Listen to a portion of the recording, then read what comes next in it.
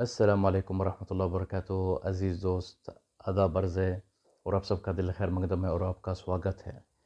أنا عبد الحميد سعد. إن شاء الله نتعلم تعبير جديد من تعبيرات اللغة العربية ونعرف معناها باللغة الأردية والهندية وناخد أمثلة بصوت عليها.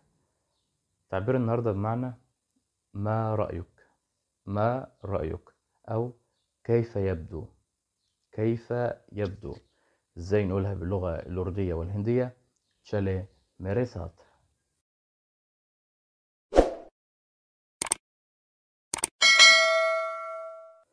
ما رأيك أو كيف يبدو باللغة الأردية والهندية कैसा लगा. कैसा लगा. ما رأيك بعد لقائها. ما رأيك بعد لقائها कैसा लगा उससे मिलकर. कैसा लगा उससे मिलकर. ما رأيك بعد التحدث معه. ما رأيك بعد التحدث معه कैसा लगा उससे बात कर. कैसा लगा उससे बात कर. ما رأيك بعد قدومك إلى منزلي.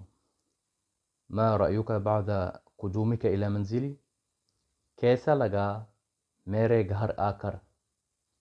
कैसा लगा मेरे घर आकर. ما رأيك في نكتتي. ما رأيك في نكتتي कैसा लगा मेरा मजाक. कैसा लगा मेरा मजाक. كيف يبدو هاتفي الجديد. كيف يبدو هاتفي الجديد कैसा लगा मेरा नया फ़ोन. कैसा लगा मेरा नया फ़ोन. ما رأيك بعد مشاهدة الفيلم الجديد.